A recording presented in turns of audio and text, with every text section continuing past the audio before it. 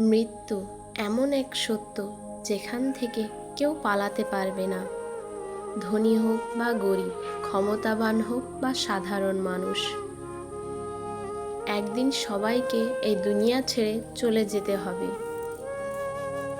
আর মৃত্যুর খুব কাছাকাছি গিয়ে মানুষ কিছু সত্য বুঝতে পারে, যে সত্যগুলো সে পুরো জীবনেও বুঝতে চায়নি।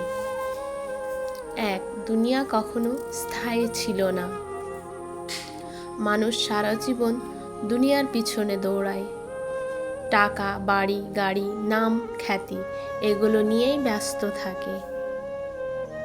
কিন্তু মৃত্যুর সময় এসে বুঝতে পারে এসব কিছুই তার ছিল না। সব কিছু এখানেই রেখে চলে যেতে হবে। যে বিছানায় সে ঘুমাতো, যে ঘরকে নিজের বলতো, একদিন সেগুলো অন্য কারোর হয়ে যাবে। দুই, সবচেয়ে মূল্যবান ছিল সময়। মৃত্যুর আগে মানুষ বুঝতে পারে যে কত সময় নষ্ট করেছে। ঘন্টার পর ঘন্টা ফোনে কাটিয়েছে, অপ্রয়োজনীয় মানুষদের নিয়ে ভেবেছে, কিন্তু আল্লাহকে স্মরণ করার সময় বের করেনি।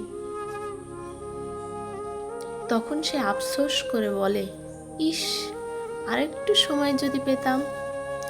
তিন, মানুষ নয়, আমলই সাথে যাবে। যাদের জন্য এত কষ্ট করলেন, যাদের খুশি করতে গিয়ে আল্লাহকে ভুলে গেলেন, মৃত্যুর সময় তাদের কেউ আপনার সাথে যাবে না। কবর পর্যন্ত হয়তো মানুষ পৌঁছে দেবে, কিন্তু কবরের ভিতর যাবে শুধু আপনার আমল। নামাজ, দোয়া, কোরআন, দান, সাদকা এসবই তখন আপনার সবচেয়ে বড় সঙ্গী হবে।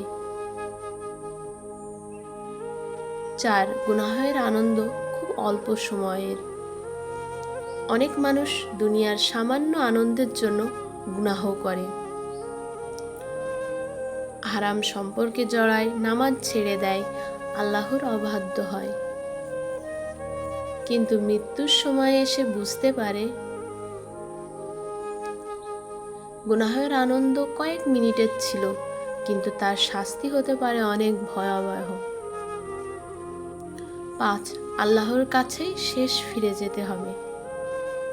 মৃত্যুর আগে মানুষ সবচেয়ে বড় যে সত্যটা বুঝতে পারে সেটা হলো, এই দুনিয়ার জীবন ছিল পরীক্ষার জন্য।